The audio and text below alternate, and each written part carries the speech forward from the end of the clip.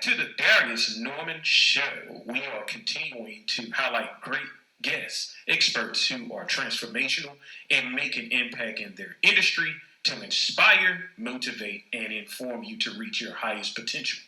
Joining us now on this segment is the author of the newly published book called Teaching Kids to Buy Stock, Stories and Lessons for Grown-ups Also.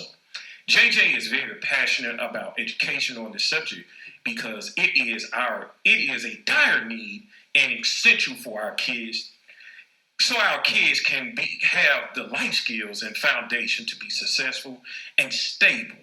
It is an honor to have him as our guest to bring insight around financial literacy and personal finance.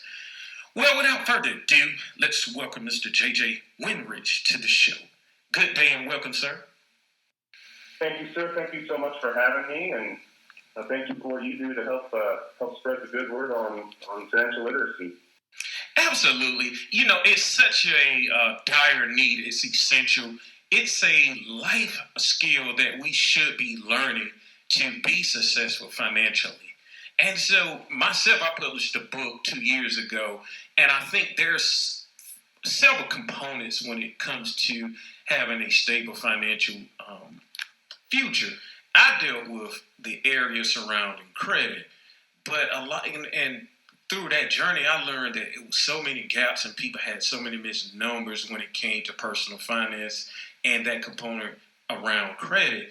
And I wanted to bring you on because you have a unique history and journey surrounding savings and educating our kids around personal finances. So who is Mr. JJ Wenrich? And tell us about him and his background.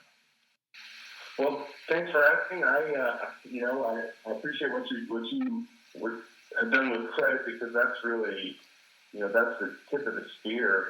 And if we can help talk to kids as they're growing up, in their home, in the institutions, just everywhere, right, about just some simple things, then you can save a lot of trouble, and then you build a foundation from that.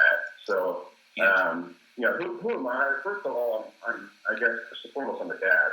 Right. I've got we're young children when the story started. They're now 12, 13, and 14, so right close together. And so I'm a dad that is also a stock market geek. And I love the markets. I work in the markets professionally and have since I got out of college.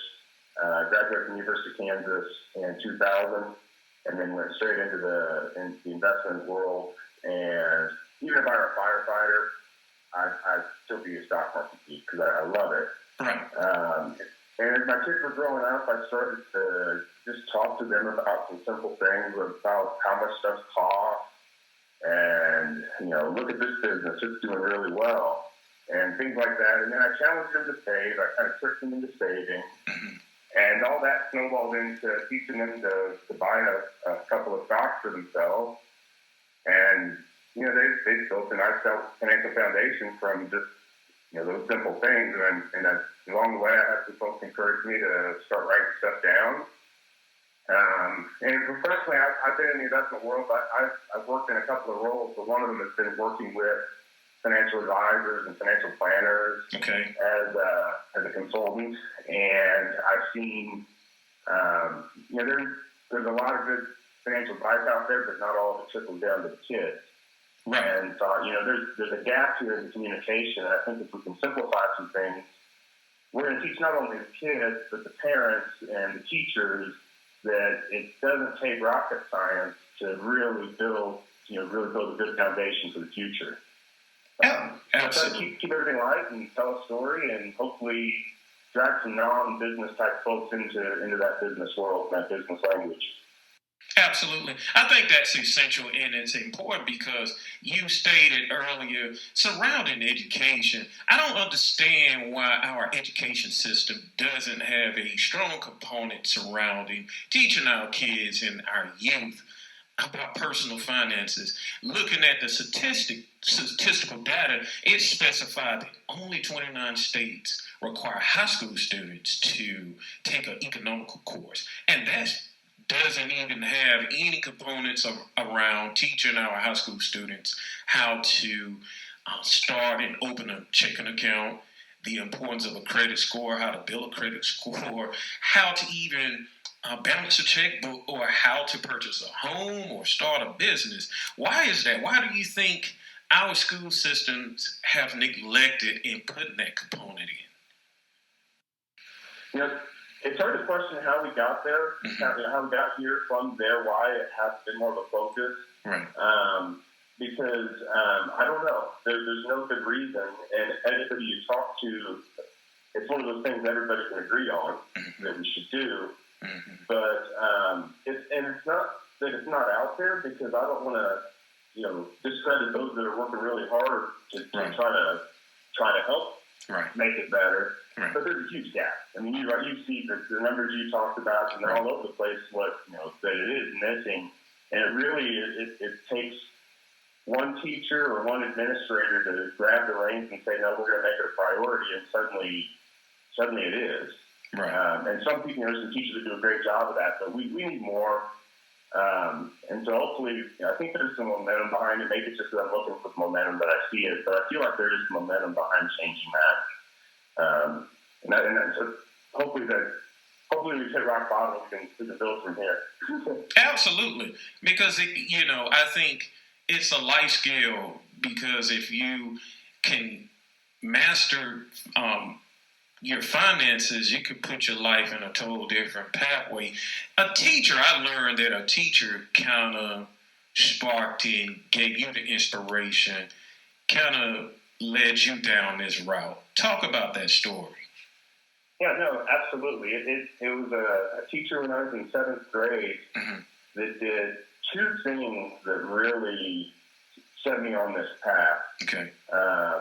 And just a little bit of reference, this was out in the country in Kansas, just outside the city of Wichita, but it's a real small community. Okay. And she did one thing. She started a little store in a janitor closet in the school that the 7th grade class would run. Okay. And every 7th grader was a shareholder, and we'd get dividends. And then at the end of the year, you sold your shares back to the next class. And it just kind of went on that way. So that was the school store that she started. And then she also brought back then we called them stockbrokers. Now I think we call them financial advisors. It'll always keep changing. But back then it was called a stockbroker. And he came out and he talked about the basics of the market. And here's what a stock is. And she enrolled us. It was part of enrolling us in a stock market game that Kansas State University had put on for junior high and high school kids. And we participated in that, and that really lit a fire at me that, wow, I was always curious about it, but this really helped connect some dots. Right. And yeah, I mean, that's where I started to have the love for it. Absolutely. And you talked about how you started with your kids. I noticed one thing about children. Children are they're sponges, and they like structure. They like when you give them a task. So when you gave them the task to begin to start saving, how long did it take them to begin saving? And was there any type of encouragement between you and your wife to keep them on that path? Yeah, it didn't start with the stock market. It started with teaching them to save, and this is how it should start for anybody. Right. If you're in the mode of you haven't saved up your emergency reserves and you need to rebuild, you have no business in the stock market yet. That's right. So the first thing we did is when they were young, too young to know what we were doing to them, we challenged them to save their money. Mm-hmm. I saw that they, like any kid left on their own, wanted to spend any money they had on candy and toys. Right. So I said, I'll tell you what, if you guys can save $500, and it'll take you a while, I'll match it. Wow. And, over time, as I realized what I had done, I said, oh, no, I can't give them this money just to spend. That turned into, you're going to buy a stock with that money. money. You're going to buy 2 stocks with that money, something like that. Okay. You don't have to just have it, but here's what a stock is. And it took them years to save that. Okay. But over that time, it was long enough time to start to have the conversation that it's not quite as mysterious maybe as we think when you talk about the stock market. It's not this one mysterious thing. Right. It's a collection of companies. And each company is run by real people that each have their own story. And it's a collection of stocks. Right. And if you can take it down to, these are just really big lemonade stands. It's how much money are they making, and are they going to make more money next year? And if the answer is yes, then you might be on the right track.